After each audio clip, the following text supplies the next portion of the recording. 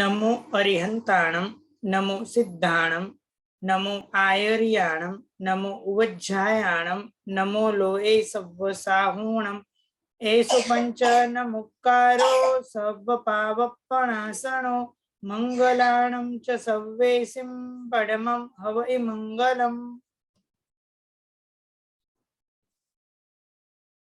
गाथा नंबर 3। दुविहे परिगहम्मि सावज्ये बहुविहे आरंभे कारावणे अकरणे पडिक्कमे देशीयम सव्वम। બે પ્રકારના પરિગ્રહ, બાહ્ય પરિગ્રહ અને અભ્યંતર પરિગ્રહ. અહીંયા જે પુસ્તકમાં લખ્યું છે કે સચ્ચિત અને અચ્ચિત પરિગ્રહ. જો લખેલી ગાથાના અનેક અર્થ થઈ શકે છે, જે અર્થ દ્વારા આપણને ઘણું બધું મળે એવું આપણે અર્થ પ્રયત્ન કરવાનો. બે પ્રકાર દુવિહે પરિગહમી, બે પ્રકારના પરિગ્રહ, એક બાહ્ય પરિગ્રહ અને એક અભ્યંતર પરિગ્રહ. અને અહીંયા પેલો અ જે છે એ અને અર્થમાં છે.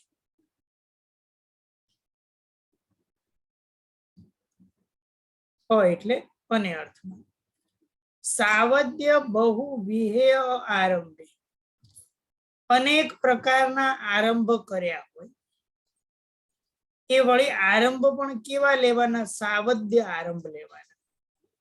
હવે આવું લખ્યું એટલે આપણે ત્યાં કોઈ પણ જગ્યાએ કે લખે કે લાલ કૂતરો આવ્યો, તો એનો અર્થ એવો થાય કે ધોળો કાળો આદિ કૂતરો આવ્યો નથી. અહીંયા લખ્યું કે સાવદ્ય અનેક પ્રકારના આરંભ કર્યા હોય, એટલે સાવદ્ય એટલે પાપયુક્ત. એટલે શું એવા પણ કોઈ આરંભ આવે છે કે જે પાપ વિનાના હોય? તો કે હા, એવા પણ છે. એટલે એનું વર્ણન આપણે કરીએ. એટલે કે સાવદ્ય એટલે પાપયુક્ત એવા અનેક પ્રકારના આરંભ. કરણે એટલે કે કર્યા હોય. કારાવણે એટલે કે કરાવ્યા હોય. અને અહીંયા અ લખ્યો એટલે એનાથી નહીં લખેલું. આમ તો સૂત્રની અંદર બતાવી જ દીધેલું છે, પણ ન બતાવેલું એવું અનુમોદના, એટલે અનુમોદના પણ કરી હોય. પડિક્કમે દેશીયમ સબ્બમ, પડિક્કમ એટલે એ પાપોથી હું પાછો ફરું છું.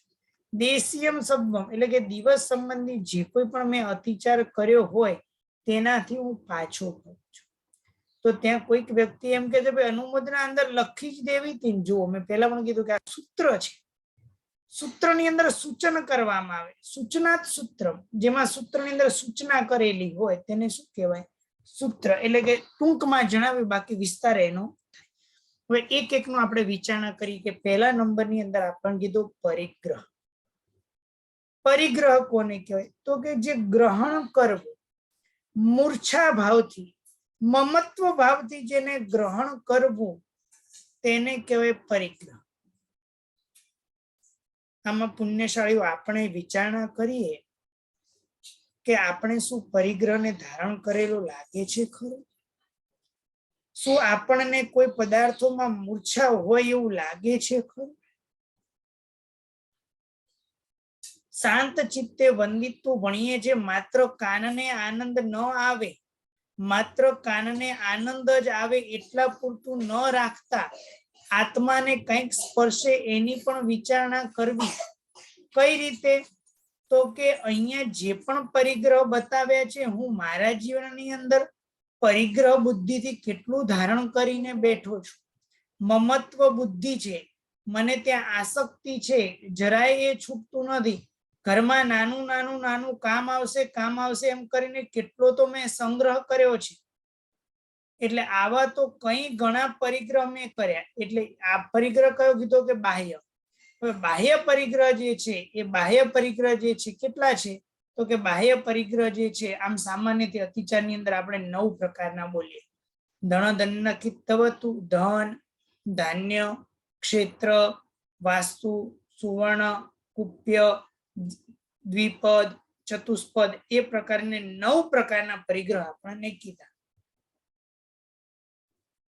પહેલા નંબરની અંદર કે ધન એટલે રૂપિયા, રોજ ભેગા કરતા જઈએ છીએ, અને જેમ જેમ જેમ આવતા જાય તેમ તેમ પાછું એના ઉપરની આસક્તિઓ વધતી જાય. ધાન્ય એટલે અનાજ વગેરેનો પણ પરિગ્રહ કરીએ છીએ. ક્ષેત્ર એટલે ખેતર, જગ્યા, પ્લોટ એ ક્ષેત્ર. વાસ્તુ એટલે ઘર અને દુકાન એટલે પ્રોપર્ટી. પછી સોનું, ચાંદી, સુવર્ણ આપણને ખ્યાલ આવી જાય, સોનું અને ચાંદીનો પણ પરિગ્રહ છે.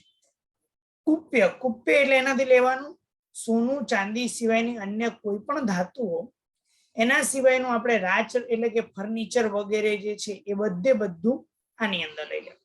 દ્વિપદ, પૂર્વના કાળમાં દાસ દાસીની પરંપરા ચાલતી હતી અને દાસ દાસીની પરંપરાની અંદર નોકર ચાકર વગેરે દ્વિપદ વાળા રાખ્યા હોય તો, અને ચતુષ્પદ એટલે 4 પગ વાળા એટલે કે હાથી ઘોડા વગેરે ને વર્તમાન કાલીન ગાડી વગેરે પણ બધા ચતુષ્પદ જેવા જ છે.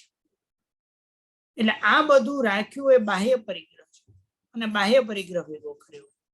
અને બીજો અભ્યંતર પરિગ્રહ. આ થયો બાહ્ય પરિગ્રહ કે આપણને દેખાય કે ના ભેગું કરી રહ્યો છે, સંગ્રહ કરી રહ્યો છે, ગ્રહણ કરી રહ્યો છે એમ ચૂકવું આપણને દેખાય. અને બીજા અભ્યંતર પરિગ્રહ છે. એ અભ્યંતર પરિગ્રહ કયા છે? તો કે મિથ્યાત્વ, ક્રોધ, માન, માયા, લોભ. 5 થયા. પુરુષવેદ, સ્ત્રીવેદ, નપુંસકવેદ. હાસ્ય, રતિ, અરતિ, શોક, ભય અને જુગુપ્સા.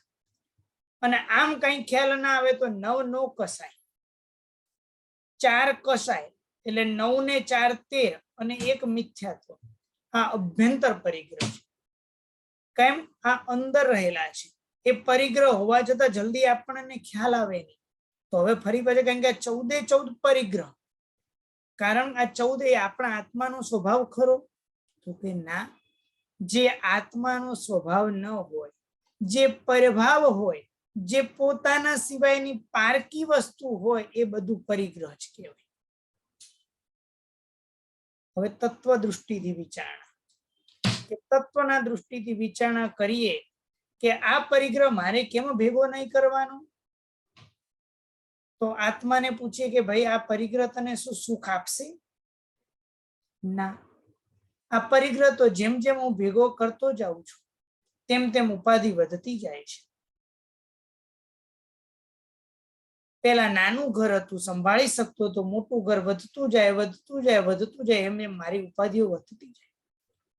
પણ ખબર નહીં, કોણ જાણે એવી હાલત છે.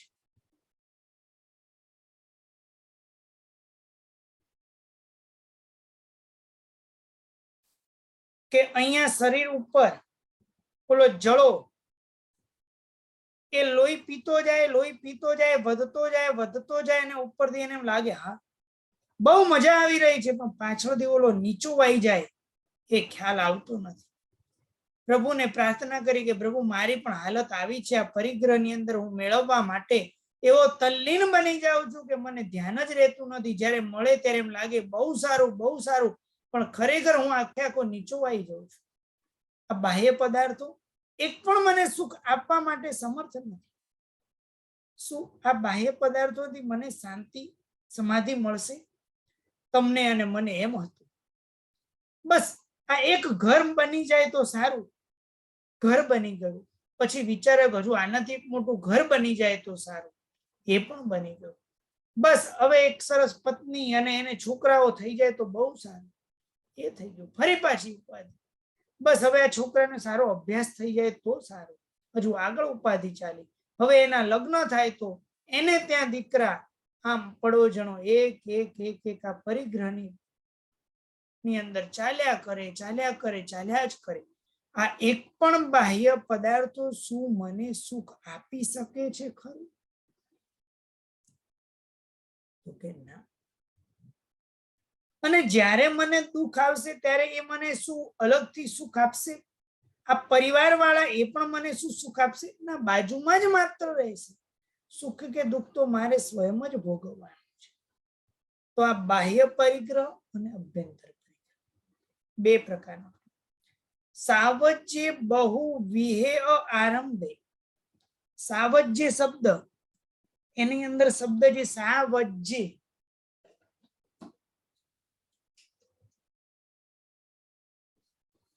સાવદ્ય. સંસ્કૃત જેને કરેલું હોય એને તરત ખ્યાલમાં આવશે. સહનું સ કર્યું છે. અવદ્ય. વદ્ય એટલે બોલવા યોગ્ય. અવદ્ય એટલે કે નહીં બોલવા યોગ્ય. અને સાવદ્ય એટલે અવદ્ય એટલે નહીં બોલવા યોગ્ય એટલે કે પાપ. સ એટલે સહિત. પાપથી સહિત જે હોય તેને કહેવાય સાવદ્ય. જે પાપથી સહિત હોય તેને કહેવાય સાવદ્ય. અને સાવજ્ય બહુવ્યય અનેક પ્રકારના મેં આરંભો કર્યા હોય. હવે આરંભ કોને કહેવાય તો કે કોઈ પણ હિંસક પ્રવૃત્તિ હોય એને કહેવાય આરંભ. જેમાં જીવ હિંસા થતી હોય એવી પ્રવૃત્તિ હોય એને શું કહેવાય આરંભ. આવા અનેક પ્રકારના મેં આરંભ કર્યા હોય. એ આરંભ પછી મારા ધન આદિના ઉપાર્જન માટે હું, ક્યાંક મારી કંપની છે, ક્યાંક હિંસક સાધનો વાપરેલા છે, ક્યાંક ટીવી સિનેમા વગેરે જોવામાં કર્યા હોય, ક્યાંક સંગીત વગેરે સાંભળવામાં કર્યા હોય, ક્યાંક સરસ મજાના ચલચિત્ર જોવા માટે પ્રયત્નો કર્યા હોય, ક્યાંક આરંભો એવા કે સરસ મજાનું નાકને સરસ મજાની સુગંધ મળે અને એ સુગંધ માટે અલગ અલગ પ્રકારના જીવોની મેં હિંસા કરી હોય. સારું સારું ખાવા માટે ષડજીવ નિકાયની વિરાધના અને ઓલા પશુની જેમ એક હોટલથી બીજે હોટલ, બીજેથી ત્રીજે હોટલે અને લારીની અંદર પશુની જેમ જે પશુ ઊભા ઊભા ખાય એવી રીતે ખાતા હોય કે જે આપણે બેસીને વાપરવું જોઈએ અને એના બદલે આવા આરંભ કર્યા હોય તો એ બધા પછી મારા શરીરની સુખાકારી બહુ મજા આવે એના માટે કરીને અનુકૂળતા માટે જે કોઈ પણ મેં સમારંભ કર્યા હોય સાવજ્ય બહુવ્યય આરંભ. એ આરંભ કારાવણે કરણે. આવા આરંભ મેં કારાવણે એટલે કે મેં કરાવ્યા. કરણે એટલે સ્વયં મેં કર્યા હોય એટલે એની અનુમોદના કરી હોય. તો એ દિવસ સંબંધી કોઈ પણ મારાથી પાપ થયું હોય તો તેનાથી હું પાછું. એક વસ્તુ સ્પષ્ટપણે ધ્યાનમાં રાખો. કોઈ પણ વ્યક્તિ, આ તો સ્વયંની વાત આવી, અને બીજા કોઈ પણ વ્યક્તિ આરંભ સમારંભ કે પાપ કરે છે, કોઈ પણ વ્યક્તિ પાપ કરે તો એની ક્યારે અનુમોદના ન કરવી. આપણને ટેવ પડી ગયેલી છે. કોઈ પણ વ્યક્તિ ફોટો પોસ્ટ કરે, કોઈ સ્ટેટસ મૂકે, ઇન્સ્ટાગ્રામની અંદર રીલ્સ આવે, સ્ટોરી આવે કે જે અલગ અલગ સોશિયલ મીડિયા અલગ અલગ બધાની અંદર વસ્તુ છે. કોઈ બહાર ફરીને આવ્યો, અનેક એવા ત્યાં જીવ હિંસા કરી, પાણીની અંદર નાયો, ડૂબ્યો, ધોયો કર્યું, બધા પાપો બાંધ્યા અને એના ફોટા પાડેલા અને જોઈ અને આપણે લાઈક કરી. એને કરેલું બધું પાપ આપણે વગર કરે એ બધું પાપ વરી લેવું એનું નામ કહેવાય લાઈક. નક્કી કરી લેવાના કોઈ પણ ના પાપ હોય એની અનુમોદના હું ક્યારેય નહીં કરું. ગયો ભાઈ ઓલો પાપ કરવા, આપણે 10 જણા એને લાઈક કરીએ અને એ 10 ને જોઈ બીજા 10 જણાને એમ થાય કે ખરેખર ત્યાં ફરવા જેવું છે. નક્કી કરી લેવું કે ક્યારેય પણ આવા પાપોની હું અનુમોદના નહીં કરું. અને તમને આવા પ્રસંગે કયા શબ્દો બોલવા એ ક્યાંય તકલીફ પડતી હોય તો મને પૂછજો, આપીશ જવાબ. હવે વાત આવી આરંભ, સાવદ્ય આરંભ. તો સાવદ્ય લખ્યું એટલે શું નિર્વદ્ય પણ આરંભ છે? તો કે હા. આપણે ત્યાં હિંસા 3 પ્રકારની બતાવેલી છે. હિંસા કેટલા પ્રકારની બતાવેલી છે? 3 પ્રકાર.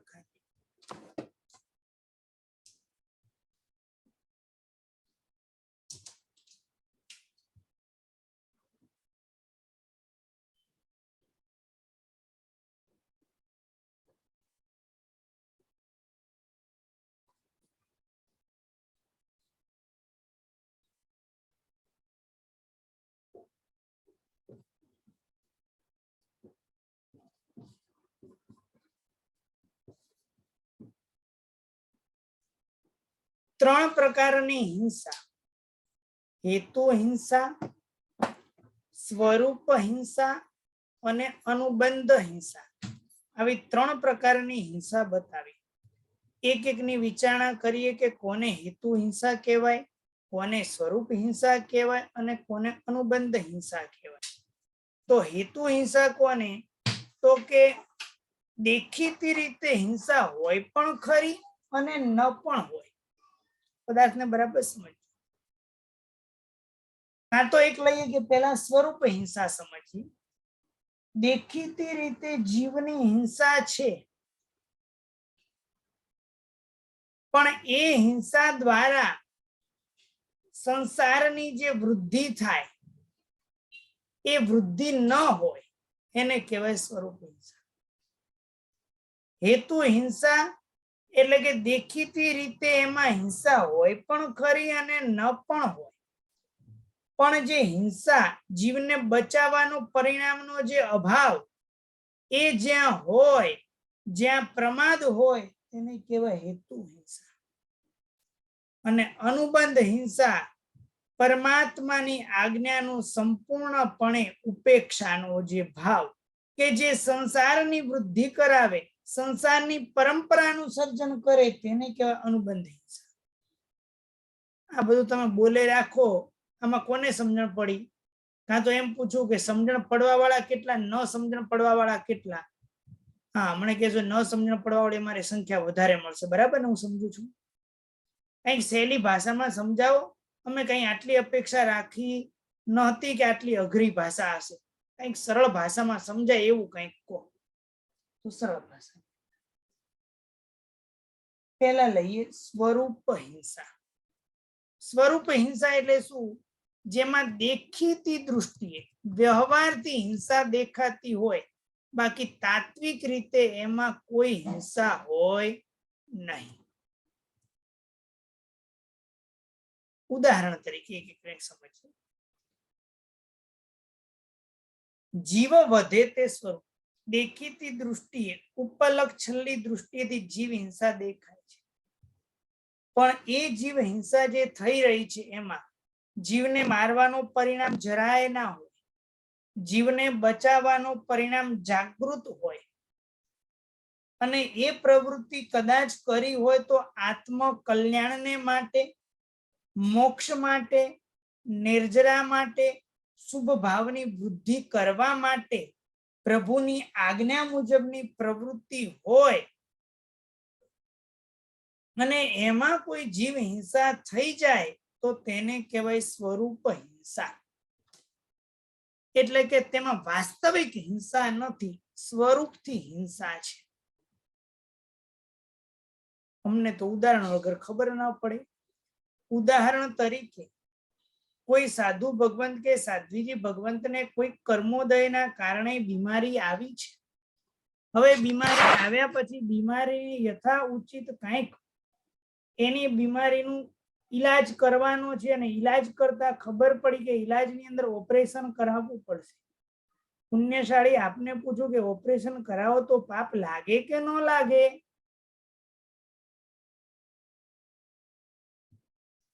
તો પ્રભુની આજ્ઞા મુજબ સ્થવિર કલ્પીને પહેલા નંબરમાં સહન થતું હોય તો સહન કરે, અને સહન ન થાય એવું હોય અને આર્ત ધ્યાન અને રૌદ્ર ધ્યાન થવાનો સંભવ હોય તો એમાં પણ પ્રભુની આજ્ઞા છે કે ઓપરેશન કરાવી શકાય. એ ઓપરેશન અલગ અલગ પ્રકારના હોય દરેક. પણ હવે આપણી વાત, એ ઓપરેશન કરાવવા માટે આપણે ગયા, એ ઓપરેશન કરવા માટે જે સાધનો વાપરે, જે ટ્રીટમેન્ટ કરે, જે ઇલેક્ટ્રિસિટી વાપરે, એનો પાપ લાગે કે ન લાગે આપણને? તો કે દેખીતી દૃષ્ટિએ એમાં હિંસા જણાઈ રહી છે, માત્ર ઉપલક છલ્લી દૃષ્ટિએ. હવે મને કહો કે આ હિંસા કરીએ છીએ તેમાં જીવ હિંસાનો પરિણામ છે ખરો? તો કે ના. આમાં જીવને બચાવવાનો પરિણામ ખરો? તો કે હા. આમાં આત્મકલ્યાણ કે મોક્ષની ભાવના ખરી? તો કે હા. પોતાના શુભ ભાવની વૃદ્ધિ થાય એના માટે કર્યું છે? તો કે હા.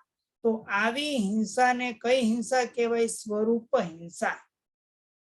અને મહોપાધ્યાય યશો વિજયજી મહારાજા એમના 150 ગાથાના સ્તવનની અંદર સ્પષ્ટપણે જણાવે જીવ વધે તે સ્વરૂપ, દેખીતી દૃષ્ટિએ જે જીવ વધ દેખાય તેને કહેવાય સ્વરૂપ હિંસા. બીજા નંબરની અંદર વાત કરીએ હેતુ હિંસા. હેતુ હિંસા એટલે કે સામે નો વ્યક્તિ મરે કે ન મરે. એ જ પ્રમાણે આ સ્વરૂપ હિંસાની અંદર પ્રભુ પૂજા પણ સમજી શકાય કે જે આપણા શુભભાવની વૃદ્ધિ માટે છે. જ્યાં સુધી ઉત્તમ કોટીનું ચારિત્ર જ્યાં સુધી હું ન લઉં, જ્યાં સુધી ઉત્તમ કોટીનું ચારિત્રની પ્રાપ્તિ મને ન થાય ત્યાં સુધી ઉત્તમ એવા મારા પ્રભુની સેવા કરું અને એના અંદર ક્યાંક કોઈ જીવ હિંસા થઈ જાય તો એ જીવ હિંસા કઈ ગણવાની? સ્વરૂપ હિંસા. કારણ કે આમાં જીવને મારવાનો કોઈ જ પરિણામ રહેલો નથી. હેતુ હિંસા અયતના, જેમાં જૈનાનું કોઈ પરિણામ ન હોય, જ્યાં પ્રમાદ હોય તેને કહેવાય હેતુ હિંસા. આમાં હું પૂછું કે દાખલા તરીકે આપણે જોયા વિના ચાલીએ તો આપણને કોઈ પાપ લાગે ખરું?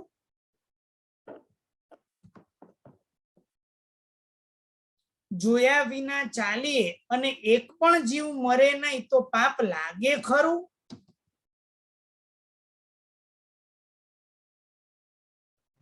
ગુરુજી પ્રણામ. પાપ લાગે કારણ કે આપણો ઇન્ટેન્શન નથી અને જીવ મરતોય નથી. જીવ મરતોય નથી ને તો શેનું પાપ લાગે? પણ આપણે ગુરુજી કારણ કે જૈનાના પરિણામ નથી. હા, એટલે એ જૈનાના પરિણામ નથી. બસ આ વસ્તુ ખાસ ધ્યાનમાં રાખવાનું છે આપણે કે જોયા વિના આપણે ચાલી અને પૂછો કે ભાઈ તને જીવ મારવાનો પરિણામ છે? ભાઈ કેવી રીતે? હું જૈન ધર્મને પામેલો છું અને મને જીવ મારવાનો પરિણામ હોય ખરો? તો કે ના, મને પરિણામ નથી. પણ એવો પ્રશ્ન પૂછવાનો કે ભાઈ તને બચાવવાનો પરિણામ છે? ના. તો એનો અર્થ એવો થયો કે અજૈના છે, પ્રમાદ છે, એટલે હેતુ હિંસા આવી ગઈ. જીવ મરે કે ન મરે, પ્રમાદ છે, અજૈના છે, એટલા માટે હેતુ હિંસા. બંનેનો ભેદ બરાબર ખ્યાલમાં આવે છે. સ્વરૂપ હિંસા, જીવ વધે તે સ્વરૂપ, એમાં કોઈ મારવાનો પરિણામ નથી, મોક્ષનો પરિણામ છે, આત્મકલ્યાણનો પરિણામ છે, શુભ ભાવનો પરિણામ છે. તો એ અને કોઈ જીવ મરી જાય તો એ કયો છે? સ્વરૂપ હિંસા છે. અજૈના જ્યાં છે, કોઈ જીવદયાનો પરિણામ નથી, બચાવવાનો પરિણામ નથી, જીવ મરે કે ન મરે, હેતુ હિંસા. અને ત્રીજા નંબરની અંદર બતાવે છે અનુબંધ હિંસા. અનુબંધ કોને કહેવાય? તો કે અનુબંધ આણા ભંગ મિથ્યામતી ભાવે અનુબંધ. પરમાત્માની આજ્ઞાનો જ્યાં ભંગ હોય, મિથ્યાત્વ બુદ્ધિ અંદર ભળેલી હોય, પરમાત્માની આજ્ઞાને હળાહળ ઉલ્લંઘન કરવામાં આવે, પરમાત્માની આજ્ઞાનું જ્યાં કોઈ પાલન થતું ન હોય, હવે ચાલે જીવ હિંસા તો થયા કરે, એ બધું બહુ જોવાનું નહીં. આવી મિથ્યાત્વ ખોટી બુદ્ધિથી વાસિત આવી જે બુદ્ધિ એને કહેવાય અનુબંધ હિંસા. તો આવી પ્રભુએ 3 પ્રકારની અહિંસા બતાવી. હિંસા બતાવી, હેતુ, સ્વરૂપ અને અનુબંધ. એમાં જે છે એ આપણે કહ્યું કે એમાં સાવધ્ય, જો કોઈ નિર્વદ્ય આરંભ કર્યો હોય, દાખલા તરીકે પૂજ્ય સાધુ સાહેબ ભગવાનને ઓપરેશન કરાવવાનું હોય, અથવા કોઈ બીમાર સાધુ સાધુ ભગવાન છે અને એમના માટે કોઈ ગોચરી આદિ બનાવવી પડે, તો એ આરંભ થયો છે 100%. કે દાખલા તરીકે ક્યાંક થયો પણ પ્રભુ આજ્ઞા મુજબનો છે, આપણી ભૂમિકાને ઉચિત છે, ત્યાં મોક્ષ આદિનો આશય છે, આત્મકલ્યાણનો આશય છે, જીવને જીવાડવાનો આશય છે, તો એ નિર્વદ્ય સમજવાનો, સાવધ્ય નહીં સમજવાનો. તો આ પ્રમાણેનું સૌ થયું. આટલું ચાલ્યું, એમાં કોઈને કઈ પ્રશ્ન?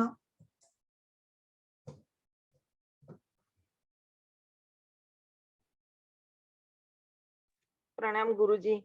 આપે કહ્યું ને કે કોઈના પણ પાપ આપણને હવે સંસારમાં રહીને તો કેવું થાય છે, આવી અનુમોદના ના ઈચ્છતા હોય તો બી હવે લાઈક કોઈના પ્રોગ્રામમાં ગયા, લગ્નમાં ગયા કે લગ્નની એનિવર્સરી હોય, બર્થડે હોય, હવે અત્યાર સુધી તો બધું ખબર નથી પડતી ને, ત્યારે તો સાચું કહું છું કે બધાને આમ ફટાફટ વિશ કરી દેતા હતા, એમ વિશ કરવા માટે ફોન કરીએ, મેસેજ મોકલીએ, એવું કરતા હતા.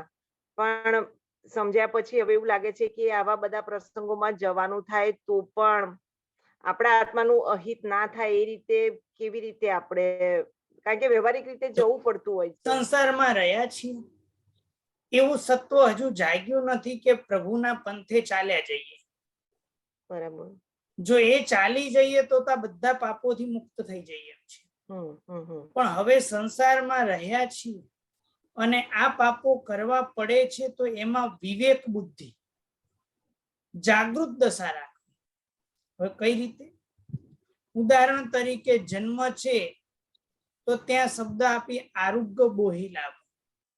ફોન ઉપર વિશ કરીએ કે જન્મ દિવસની શુભકામના, કે તારા જીવનની અંદર સતત સ્વાધ્યાય અને પ્રભુના વચનો આગળ વધે, તારે કોઈ સારું પુસ્તક વાંચવાની. હા, કારણ કે આમ તો હું પારુલબેનને ન કહી શકું, પણ ખબર પડે કે પારુલબેનનો જન્મદિવસ છે અને જન્મદિવસની શુભકામના કીધી હોય કે શુભકામના એટલે શુભ ઈચ્છા છે કે પારુલબેનના જીવનમાં સ્વાધ્યાય વધે, તો એ શુભકામનામાં વાંધો શું છે? બરાબર, પરફેક્ટ છે. હા, એટલે આવી શુભકામના એને આપી હોય. આરોગ્ય બોહી લાભમ, કે તારું ભાવ આરોગ્ય ને અને બોધિ લાભની, ભાવ આરોગ્ય એટલે મોક્ષ, બરાબર છે. ભાવ આરોગ્ય આત્મ કલ્યાણ તને અને આરોગ્ય અને બોધિ લાભની પ્રાપ્તિ થાય, આવી ભાવના ભાવવામાં કોઈ જ વાંધો નથી. બરાબર.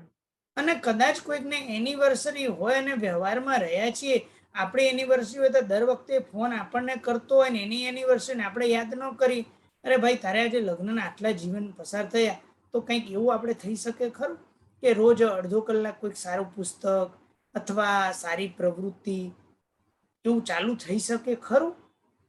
બરાબર. અને લગ્નમાં ગયા હોય ત્યારે, લગ્નમાં ગયા હોય, હવે લગ્નમાં હાજરી આપવી પડે છે તો એ ત્યાં આપણે આપીએ.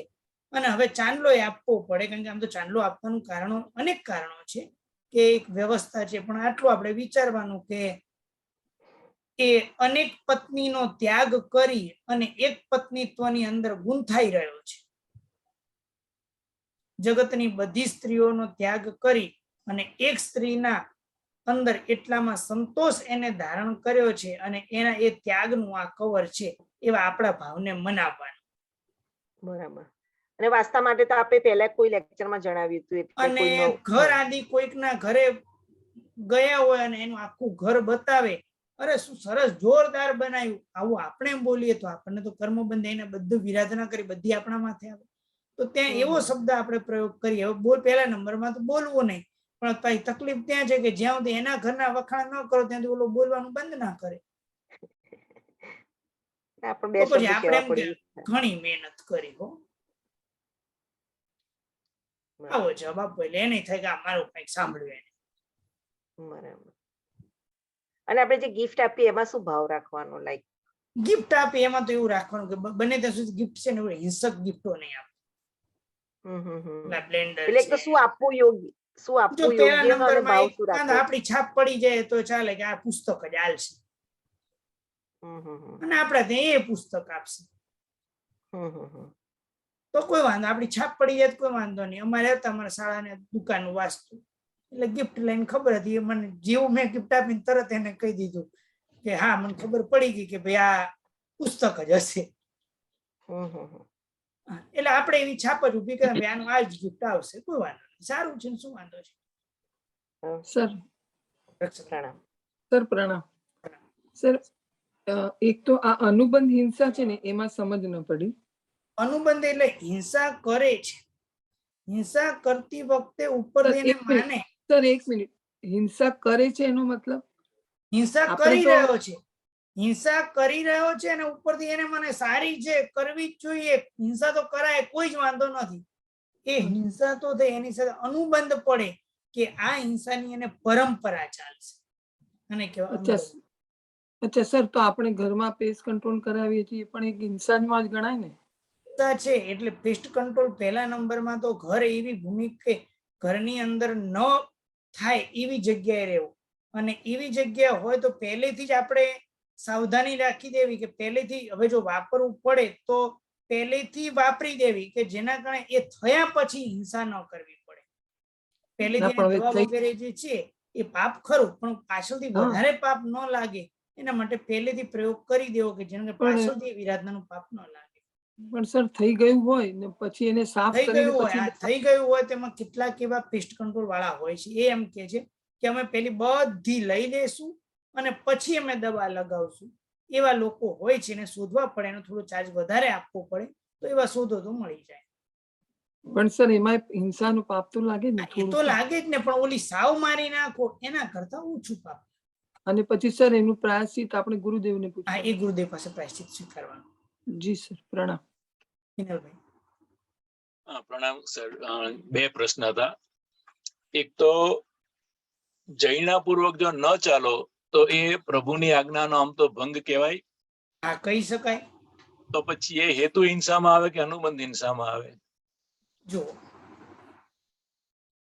આજ્ઞા ભંગ છે, પણ આજ્ઞા ચાલે સાવ કઈ વાંધો નહીં એવો મનમાં દુષ્ટ પરિણામ રહેલો છે.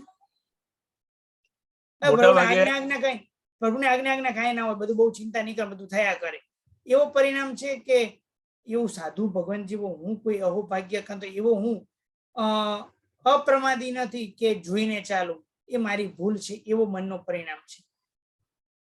અચ્છા, એટલે એ બે પ્રમાણે ફરક પડે. જો ઓલું હોય આજ્ઞા વાજ્ઞા કઈ જોવાનું ના હોય તો અનુબંધમાં લઈ જવાનું, અને એ ઓલું હોય તો હિતો હિંસામાં લઈ જવાનું. બરાબર છે. ઓકે, બસ તો પછી બીજો સવાલનો જવાબ પણ મળી ગયો સાહેબ, કઈ નહીં થઈ ગયું. ધન્યવાદ. રોહિતભાઈ. પ્રણામ પંડિતજી. હેતુ હિંસા બાબત સવાલ છે કે જ્યારે આપણે જૈનાપૂર્વક ચાલતા હોઈએ અને આપણા પગ નીચે કીડી કે આવતી હોય તમે બચાવો, ત્યારે કીડી બચાવવાનો ભાવ રાખવાનો કે આપણા આત્માની કોમળતા લુપાય છે કે એની સાચવી રાખી છે એ ભાવ રાખવાનો? બેઉમાં જૈનાપૂર્વક ચાલો છો, કીડી બચાવી, એટલે કીડી બચાવવાનું પરિણામ રાખવો કે આત્માને કોમળ રાખવો એમ કહો છો? હા હા, એ સવાલ છે. જો આત્માને હિંસક ન બનાવવાનું પરિણામ અંદર જાગતો હોય ને, તો અંદર જાગતો હોય તો તદ અનુરૂપ બાહ્ય ક્રિયા હોય છે. સમજાણું નહીં. અંદર મારે આત્માને અહિંસક બનાવવો છે, હિંસા ન થાય એવો મારો પરિણામ જો જાગૃત હોય તો હું જીવને બચાવું છું. એટલે પરિણામ પ્રમાણે આપણે પરિણામ પ્રમાણે એ પ્રવૃત્તિ થાય છે. બરાબર છે. મારે ધન કમાવાની ઈચ્છા હોય અને મારી દુકાને કોઈ પણ વ્યક્તિ આવે તો હું માલ બતાડું કે ન બતાડું? અંદર પરિણામ છે તો તદ અનુસાર પ્રવૃત્તિ પણ મારી થાય જ. એટલે આપણે કીડી બચાવવાનું પરિણામ રાખો.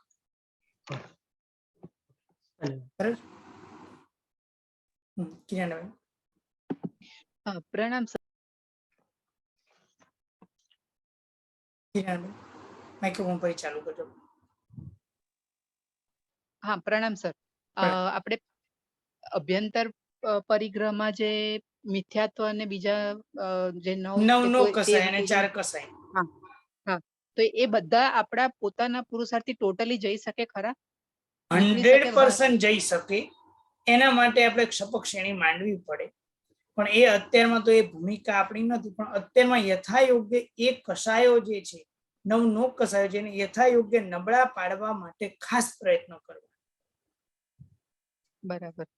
તો મિથ્યાત્વને નબળું પાડવા શું કરવાનું સાહેબ?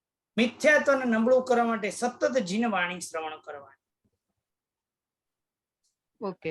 રોજ પ્રભુનું કોઈ પણ આપણે આપણા સંઘની અંદર ગુરુદેવ પધાર્યા હોય તો એ જીનવાણીનું શ્રવણ કરવાનું. અને આપણો કોઈ પાપોદય છે અને ગુરુ મહારાજનો યોગ મળ્યો નથી તો પછી ગુરુ મહારાજના લખેલા જે પુસ્તકો હોય એ પુસ્તકોનું વાંચન કરવાનું. બરાબર. હેતુ હિંસા ને સ્વરૂપ હિંસા, અનુબંધ હિંસા, ભાવ હિંસા શું છે? આ હવે 3 ભૂલી જાઓ. આ હવે આમાં ભાવ હિંસા નહીં આવે. ભાવ હિંસા અલગ પાછી. બધું હવે આનો તો ભાવ પૂછો છો તેમાં બે આવે, એક દ્રવ્ય હિંસા અને એક ભાવ હિંસા. બરાબર. હા. એ અને આ બે ભેગું હવે ન કરતા. બરાબર. અચ્છા. દ્રવ્ય હિંસા એટલે શું? જીવ કોઈ મરી જાય આપણા દ્વારા તો એ દ્રવ્ય હિંસા, કે દ્રવ્યથી જીવ મરી ગયો. બરાબર.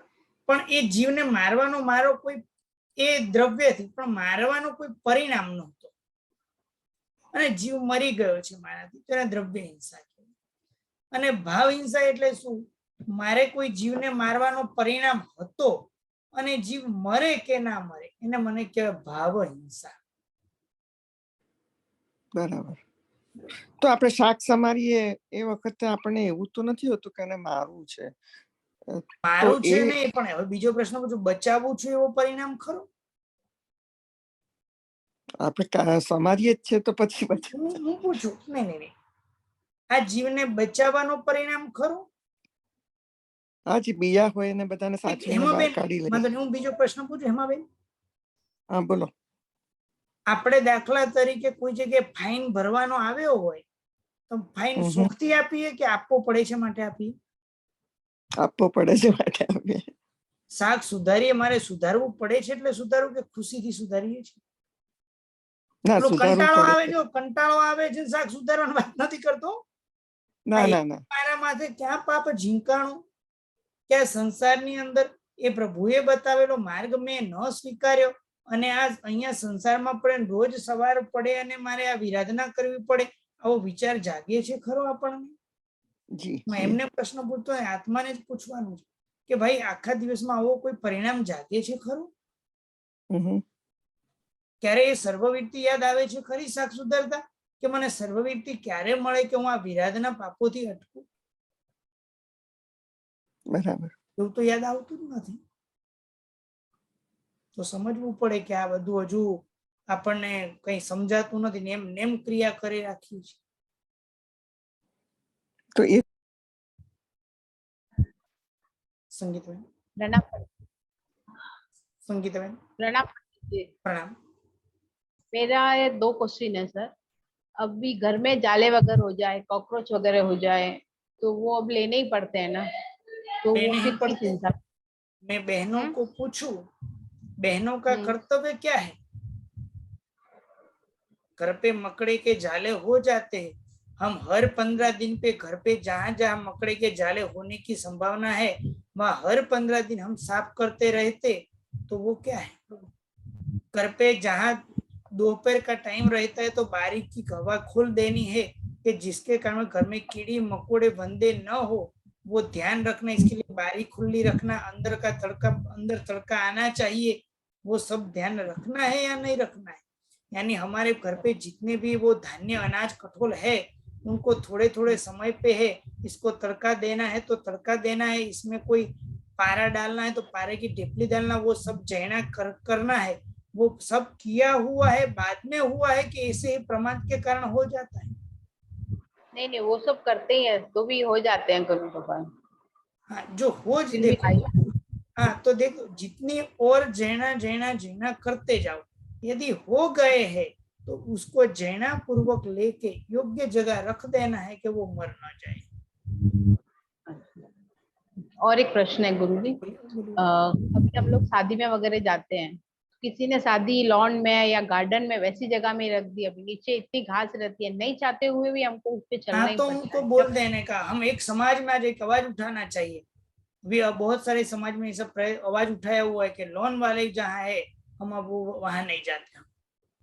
घर में भाई के घर में ही है, बहन के घर में ही है, तो क्या करें, जरूरी हो जाता है तो देखो हमारा कितना सत्व है उनके पर आधार रखता है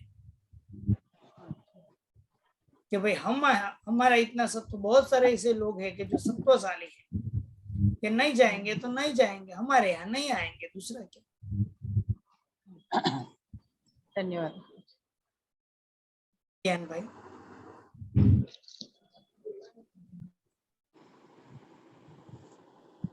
પ્રણામ ગુરુજી। પ્રણામ। હા ગુરુજી, આપે કહ્યું ને દ્વિપદમાં દાસ દાસી વગેરે પહેલેના, તો હમણાં શું આપણે ઘરે કામવાળા દાસ દાસી નોકર વગેરે સમજવા? હા તો એટલે એમને તો આપણે તો આમ પૈસા આપીને જ કરાવીએ, પગાર આપીને જ, તો પણ એમાં પણ હા તો એ પરિગ્રહ તો અતિચાર કર્યો જ લાગ્યો. છે ને. હા અતિચાર લાગ્યો તો ખરો, પરિગ્રહ તો ભેગો કર્યો જ છે ને. અચ્છા, હા ગુરુજી પ્રણામ. વિયાંશા